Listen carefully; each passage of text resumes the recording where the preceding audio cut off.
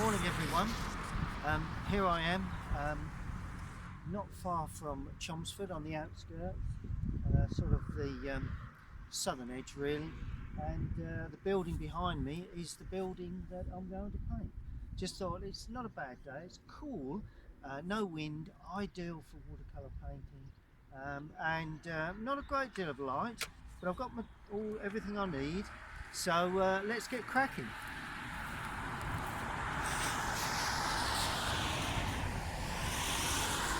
Okay, well I've put my drawing down onto paper, so that's what you can see there. I've honed in a little closer so we can you can all see a little bit more of what I'm doing. Now what I'm trying to do is to paint this as a very quick impression of it's a grey day, but I'm going to give the sky a bit of colour. We've got light coming from the left, so we've got some lovely shadows to put in shortly.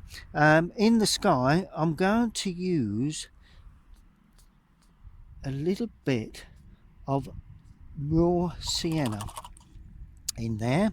I'm going to put in a little bit of Indian red just to try and in place to give it an orange feel. I'm painting around the buildings today purely to get if you notice I've not wetted the paper, I've gone straight in. I don't want to get the paper too damp. Now I'm adding the blue, so that will be introduced, so as that gives us a sense of light coming from that left hand side, and a little more blue, a little stronger, there you go. Whether I may leave some little touches of white to indicate cloud work might not be a bad idea. Just pick around there. Have quite a nice patch of blue in the center. I'm going to go even darker with that patch of blue.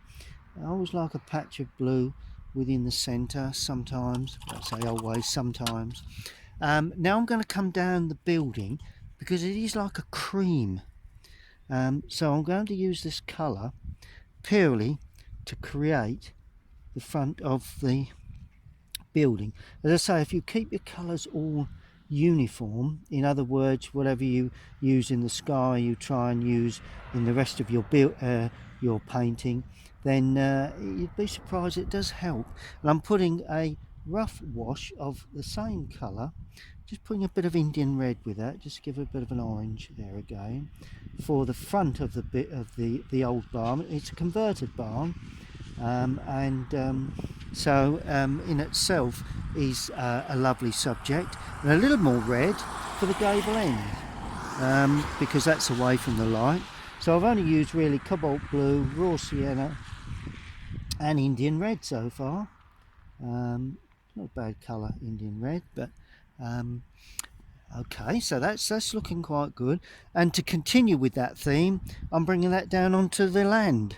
So I'm using the raw sienna again with a little Indian red in there, and notice the way I'm painting the building there. I'm painting the angle to try and pull your eye in. Notice the way I'm using that angle to try and pull your eye into the picture. And then I'm going to add considerable more Indian red. There we are. And that gives a sense of needing a sense of foreground perspective.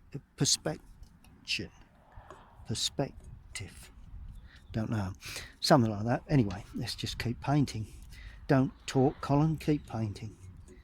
There we go. So you work your way into the picture like that, a little bit lighter to the left or the right.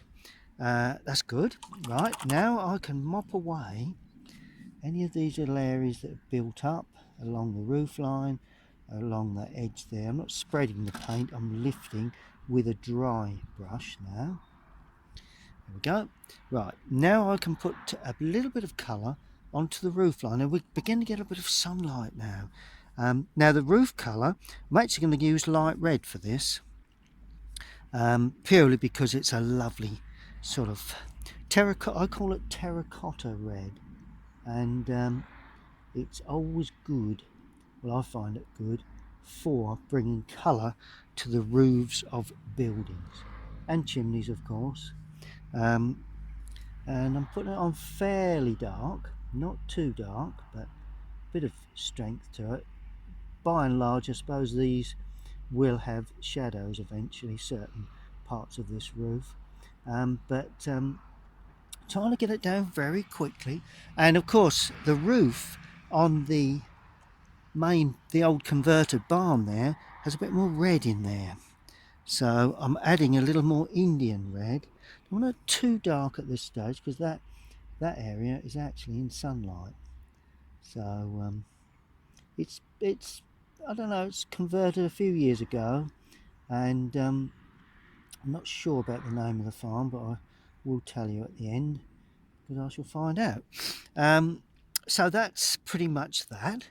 Right, now I'm going to change brushes and work with a smaller brush now, not too small, but just to try and get a little bit of greenery in front of the, standing up in front of the buildings. There was, I will just lift the camera again.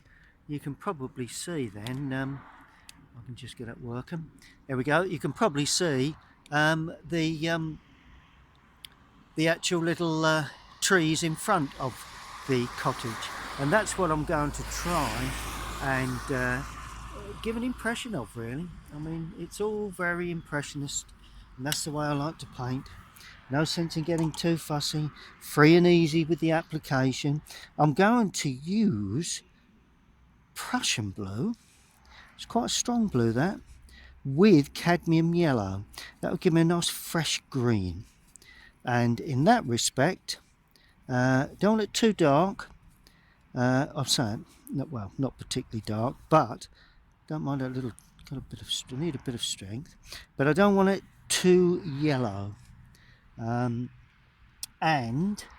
where do we go? Well, let's see what we've got here. Not too much on the brush, then you can just drag across the paper and just create these. As I say, it's just an impression of these. Just trying to think of the name of the trees. Laurel, I think that's right. Those of you that are out there with more knowledge than me would probably say no, they're not, but there you go. Now I'm adding more yellow, considerably more yellow, to the actual grass itself, and that sweeps right away out of picture both ways, and a little burnt sienna stroked in more near where the field meets the bank there. That just gives it, you could say it cuts the foreground off, and into that I'm putting these crop markings or tracks or something that's made by the machinery just to pull it all together. That's good. Nice bit of light. Begin to see, you know, the development of the light itself. Okay, now I've got trees on the outside. It's winter now, so they're really not green, so they're quite brown. We use burnt sienna again, fairly strong, fairly dark, and we're going into that rather damp sky yet again, so it's going to be quite an interesting application of this. And then we go to a really dark tree, so that's always an interesting thing to do, to actually paint that dark tree. This is going to be one of the darker trees within the painting, so that's always needs to be put in very dark. Just the side of the brush, just gently teased in like that, and we can show up the shadow sides of these trees just before they go dry. There we go. Now that's that. Little bits of darkness underneath, possibly. There may be some shadow work. certainly underneath there and certainly underneath there. So that all works pretty well for me. Next area, let's get the chimney in. Now I'm going to be darker, so I'm using, let's go Indian red again, that's what we used, with a little cobalt blue to darken it. I always like dark chimneys, I don't know why that is. I always think chimneys should be treated in a dark sort of fashion. Now, as I say, I don't know quite why that is. Maybe because they're against the light of the quite against the light really, and just a tad of light red now to really pop in that impression of a couple of chimney pots. There we are, sufficient. Now clean the brush very light for the sunlit side, and that way we get ourselves sort of like a graduated effect. Yep, that's sufficient for that. Now the windows, well, probably need to go quite dark with the windows. We've got surrounds. Now the surrounds is quite green. So let's put a greeny, let's put a bit of, yeah, that's that sort of green, I suppose. Is it? It's certainly that green. That's all right, I'm just mixing colours till I can tell you what I've used. Prussian blue and raw sienna. And let's just paint in, yeah, it's a bit green, a bit too green. Hang on a moment. Let's just work on that. We need a different green to the greens of the building. That's the only criteria here. Oh yes, there you go. And there. And notice how it's all blending in together. Isn't that beautiful? You know, see how very soft and subtle it all is. You know, don't worry if it starts. You may think, oh, it's all going out of control. It doesn't look right. It's this, it's that. No, that's just absolutely fine. Right, now the glazing on the window. Now you will see some light from the sky, but there'll also be that large window there. Also be some shadow work from the hedging in front. So to start with, I use Prussian blue on its own. Plenty of water in this. Nice drop of water in that, so it's just not too. And that, to me, gives an impression of a glazed window with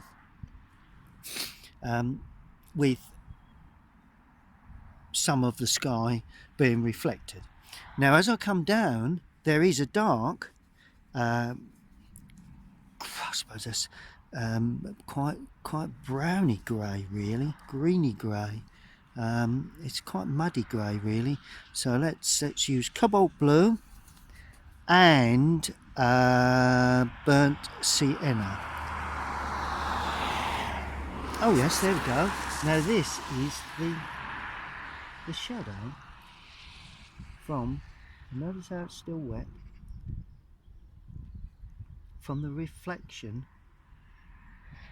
outside, you know, from opposite the building. And just going to go really dark now, so plenty of blue in there, a really strong mix, and that goes down this side there and across the top, down that side, whoops, down that side there and across the top, and there you go. So that just gives a bit of depth to the whole the complete window really. I've got that dark window surround to put in shortly when I use blacks. I don't use blacks, I mix blacks. Okay, now that's looking pretty good. Now down the gable end I need to have the tile work down there for the overhang of the gable end, same that side. I'm not going to do the top of the building. I'm not going to do this side because perhaps I am going to do that side. No, I don't need to, sorry. Good. Now I'm going to mix a very dark, I'm actually going to introduce Prussian blue now. Sorry, ultramarine blue with burnt sienna. And that gives me what I say is an almost black, but it's not really black, but it's getting there. And I'm just going to drop in some hint of some glazing. And notice how I'm really treating this very loosely, very, very loosely. It's not drying today, which is a shame. But then again, when you're painting outside, rarely do you get everything to work for you, really. And that you live with. As an outdoor artist, en plein air artist, you tend to just live with it, you know, because you can't fight nature. There's a bell or something hanging there, but anyway, that's on a plate. Good. Now you see we're getting the slightly darker touches in there. We do have a gutter. Now when you paint gutters, you really need to be quite narrow with the line. The times I've put a really wide gutter in and it just overpowers the whole thing. Let's just add a bit more water to that. There you go. And we do have a downpipe there. Just pull that in. And really with these old buildings, if you don't get the lines perfectly straight, it doesn't really make, I mean, I know it's been completely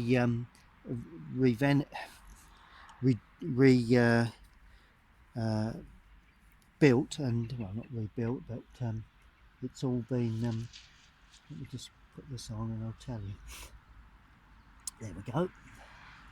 That's that, and that's that lovely area there. Yes, as I say, it is a conversion, so consequently, you know, it should be really, really neat.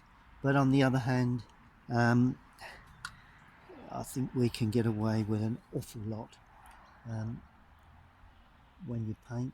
Lighter roof on that barn running out of picture. I don't want to make too much of that. Lots of these little flies around. So now I'm just going to pan back to the picture again, to the view again, because it's always nice for you to be able to see what is going on. And there it is. That's basically part of the scene that I'm using, and this is basically the way I've put it down. So far so good, everything's looking good. Not got a great deal more to do. You'd be surprised, working quick, you get lovely fresh looking colours. And right, while we have this very dark colour on our brush, we're going to put in burnt sienna, cobalt blue. I'm going to put in the gutter on this lovely old cottage here. Now that's a gully gutter, I think they call them, I don't know. And then we have the gutter that runs across there, although that will be in shadow. We have a downpipe there, and you know, the freer you are with everything, the better it will look. Good. It's beginning to dry, beginning to look pretty useful now. Well, I suppose really we need to allow that to dry for a moment, and then we'll be purely putting in the shadow work.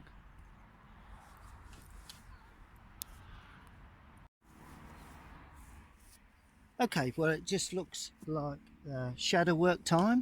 Everything's dry now, so I'm going to use a fairly large brush now because I want to get a reasonable flow of shadow. And I'm going to use, let's use the cobalt with the Indian red. There we are. Cobalt blue, Indian red for the shadow work. And that needs to be a bit of strength, not too much, but, and I'm going to make it more blue. So we've got a nice sense of cool shadows. Okay, let's work from left to right. So that would be in shadow, there, like that. That part of the roof, we're going to have those areas in shadow. Underneath the eave there would have quite a shadow. We're also going to, a bit more blue, there we go. We're also going to have a shadow on this part of the roof. So that cuts across there like that. And not going to shadow the chimney at this stage. Let's just see what we get from that. There we are. So that comes across there. This will be in shadow, that side of the chimney, like that. Right. Then we're going to have a casting, the shadow from the chimney will come across. Then we have a casting shadow from the roof onto that window. And that dormer is in shadow, like that. It'll all shine through shortly. And then we have the rest of that roof line in shadow. With a sharp corner there. There we go. And that really brings the complete picture to life. It's a lot of shadow, but now I'm going to weaken the shadow considerably for the area there, and just let that flow into it. See, well, let that flow into, and I'm going to paint around the greenery, because that will show up those laurel edges of those laurels there. There we go, nice and fresh and nice and clean. We will have a shadow there for obvious reasons, the overhang of the gable end and down the downpipe. We will have a shadow across the top and down the left hand side of the windows to give a feeling of recession to those windows. Now as we come forward, more cobalt used, a little bit more Indian red, because I want to use a warm shadow now for this build, because it's nearer to us. A nice deep shadow there.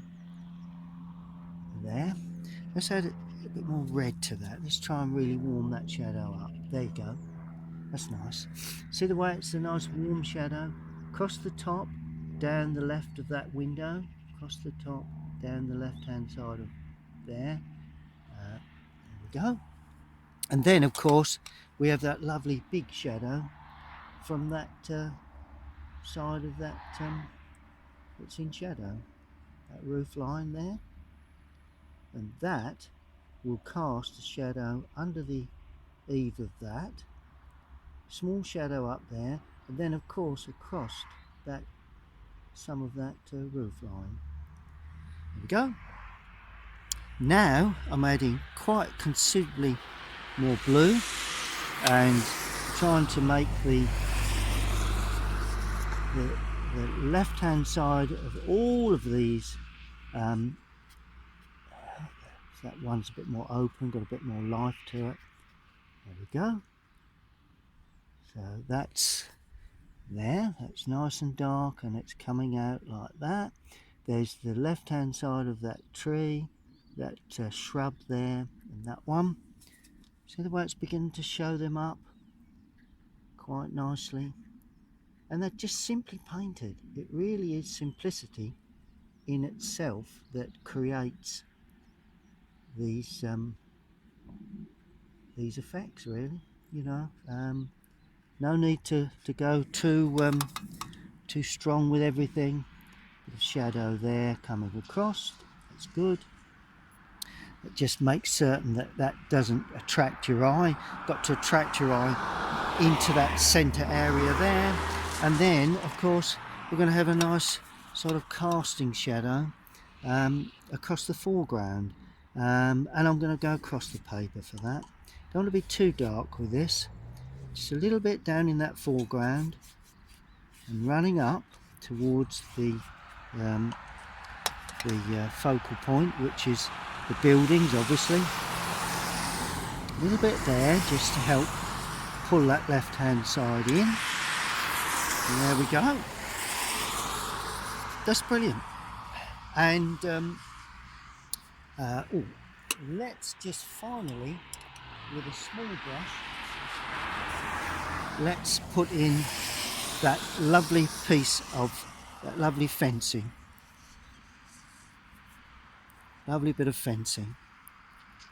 Just going to put that in, and then we will call it a day for this particular subject. A bit of fencing there, like that. Try not to get it so it blocks the door off. And not necessarily following what I put in earlier, really. And that just gets lost in amongst the greenery there, and then some little cross sections. Don't do too much to that, otherwise you'll cut off the view. But really, it's that gable end that is the focal point. Now, all I'm going to do now is to put in some of this darker paint for the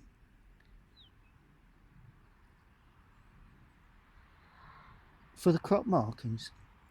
It's my favourite trick. Those of you that watch my channel quite a lot will see me do this a lot.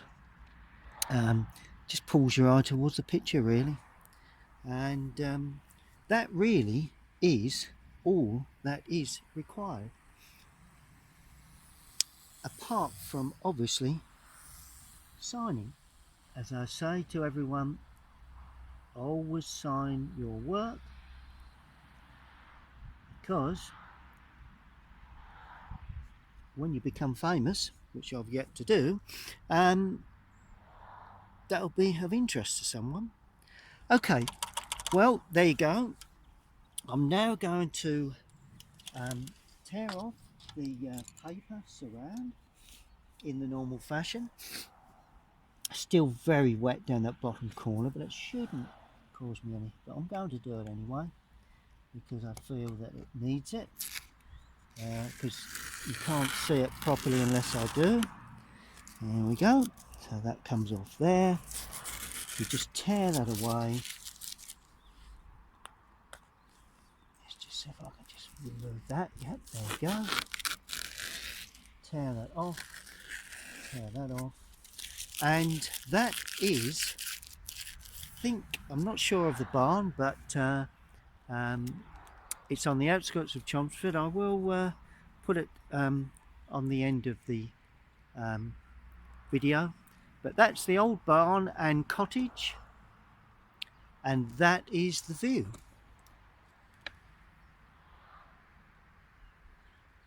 So from that we actually get that, quite simply painted, but I think you'll agree, a lovely little subject to paint.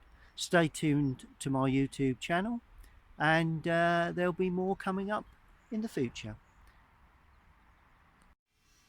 Well, here I am back in my studio, and that's the finished painting produced on site this morning. And the farm itself is actually Brick Farm. It's more or less on the outskirts of Newland Springs. I hope you enjoy that. If you are inspired, get yourself a set of paints and follow the process that you've just seen. Please subscribe to the channel if you like it.